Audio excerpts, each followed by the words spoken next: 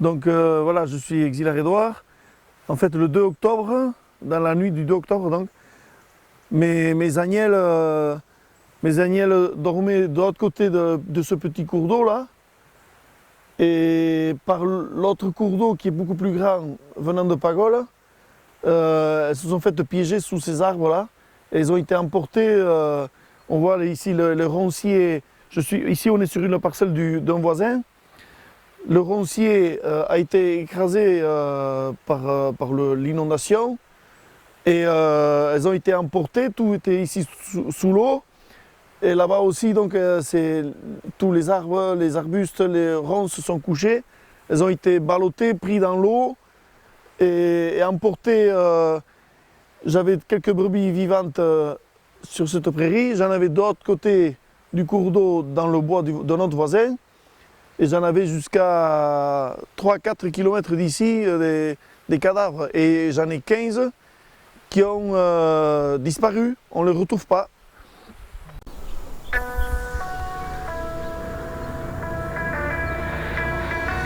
Je suis Exilard Édouard, leveur de brebis laitières en bio à Loitzen, au Yerk. Mes brebis, c'est des races laitières, peut-être rousses, manège tête rousse. Et donc, a été ouvert une cagnotte par le biais de certains de mes clients, parce que je suis en agriculture biologique, je vends tous mes produits carnés, donc agneau de lait, plus les brebis de réforme en chipolata merguez, je vends tout en direct.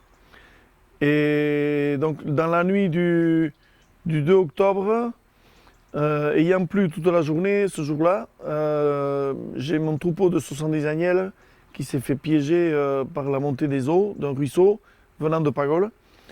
Et les 70 agnelles se sont faites emporter par le cours d'eau. Et le lendemain matin, on a pu retrouver que la moitié de vivants, les 35 autres sont noyés ou disparus. Donc ensuite j'ai fait une déclaration aux assurances, à mon assurance Pacifica pour ce sinistre. Donc toutes les compagnies d'assurance me disent que ce genre de sinistre n'est pas pris en compte parce que par mauvais temps, il faut que les animaux soient dedans en bâtiment. Voilà. En sachant que en agriculture biologique, on a obligation de faire pâturer nos animaux tous les jours, dehors, en prairie. Malheureusement, ce jour-là, j'avais pris quelques jours de vacances. C'était mon fils qui était sur la ferme. Donc, bon, lui, il n'a pas eu le réflexe de surveiller cette montée d'eau. Donc, ce ruisseau est monté de nuit et redescendu aussi la nuit. Donc, voilà le problème qui s'est passé. D'autant plus qu'ensuite, j'ai fait une ouverture de dossier auprès de la DDTM à Pau pour ouvrir un dossier calamité agricole. Eux, ils me disent que, vu certainement que les pluies n'étaient pas exceptionnelles ce jour-là, parce que c'est très localisé, ils devaient, eux, demander à Météo France pour voir s'il a fait des pluies exceptionnelles. Bon, la semaine dernière, il a plu encore beaucoup plus. Donc, à la DDTM, ils m'ont dit, une dame m'a dit que j'avais très peu de chance, ou pas de chance du tout, que mon dossier soit pris en compte par le ministère. Voilà. Donc, la semaine dernière, avec la tempête Kirk, comme chez beaucoup d'autres paysans, on a eu les maïs qui se sont couchés, cassés.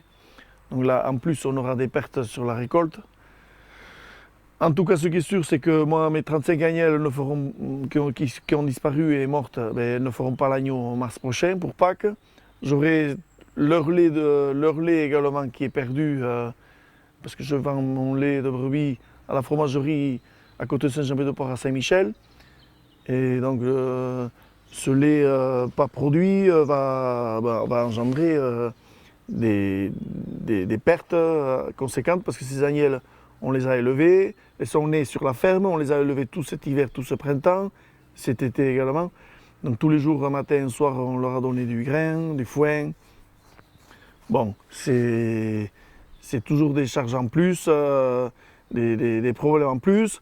Donc, moi, je paye chaque mois entre toutes les assurances mutuelles et privées, habitation, voiture, et tracteurs et tous les bâtiments, je suis à plus de 800 € tous les mois. Et là, on voit que quand on a un pépin comme celui-là, qui peut arriver de plus en plus souvent parce qu'il y a de plus en plus d'inondations, de plus en plus de dérèglements climatiques, de plus en plus de problèmes avec la météo, et aussi des problèmes comme ça, des pertes d'animaux ne sont pas pris en charge par les assurances. Enfin, je ne sais pas vers où on peut aller. L'agriculture, déjà qu'on est en très grosse difficulté.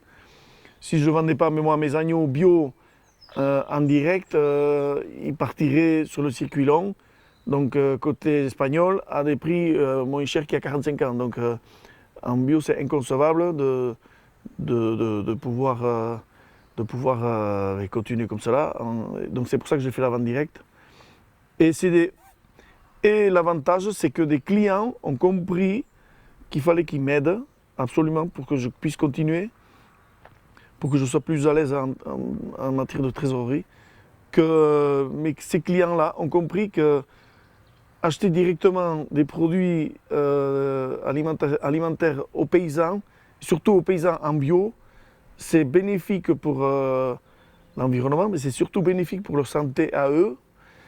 Et parce qu'en bio, on est le seul label à ne pas utiliser de pesticides, d'engrais chimiques et également d'hormones faites à base de sang de jument pour programmer les chaleurs des femelles, et donc les mises bas. Donc tout ça fait que, à force d'expliquer comment sont nos pratiques de travail en bio, à comparer avec le non bio, ces gens-là me font confiance. Et c'est pour ça qu'il y a cet élan de solidarité qui fait du bien au moral. Et on continuera pour les remercier le dimanche 3 novembre. Le dimanche 3 novembre, on va organiser une visite sur la ferme avec un repas. Et avec un groupe d'amis clients aussi qui viendront avec un petit groupe à jouer de la musique. Voilà, pour faire une journée festive et pour remercier cet élan de solidarité envers moi et ma ferme. Gune bat, pentse batetan ginuen erreka bazter batetan, eta pagolatik ginden errekatik ugalde bat ginda, gauaz, tropa guzia eremana izan da. Hitonoita hamarretaik orduan erdia galdu hilak dira edo desagertiak, beste erdia ere bizirik dira eta iduriz untsa dira, ez badira beranto hilortzen. Soz mailan galtze gotorra izanen da, enetako. Heldu den martxuan ez dute horietaik asurik eukanen. Ondotik horien esniare ere ez. Eta mildotxo horiek ene txaldian sortiak ziren. Eta igan azarotik gioztik, heben hasiak, ben amekin, ben amen esnietkin, eta gero hartu bihiaikin. Eta belarra, eta egunuz kanpoan dira.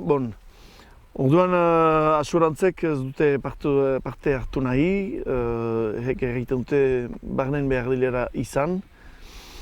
DDTM-ek ere egiten du xantzak guti utala nik kalamite agrikol bat dosier bat montatuz zerbaiten nukaitia ministerioetik. Orduan ikusiz ni laboratza biologikoan izala eta ene haragi guziak asuri eta atzarrak zuzenki saltzen ditut denak. Ene klient bezero batzuek eta lagun batzuek eta garretatu dira, ebe kainota horren muntatzeko. Ene gogoekin nintzen hortako ni hauk prest iteko. Baina horiek delegatu dute ene baimenik gabe kainota horren muntatzia. Eta iduriz jende horiek ezagutzen duten ene lana, ene mozkinak, janari biologikoa, hori da bakarra, label horrekin, pestizido gabe, unkailu kimiko gabe, hormona, zaldien hormonen gabe, eta orduan onartzen dute, ikusten dute behautela segitu, eta hortako laguntzen haute, eta zinez preziagarri da, eta morala emaiten du ere bai.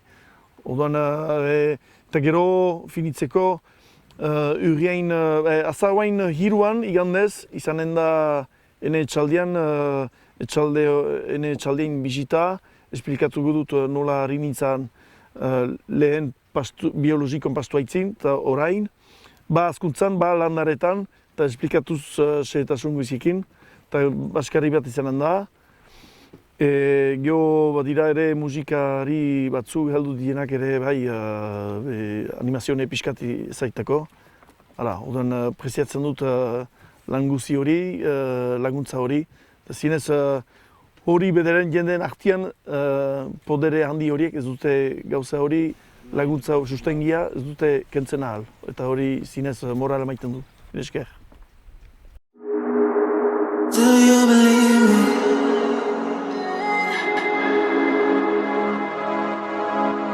Do you believe me? I've been searching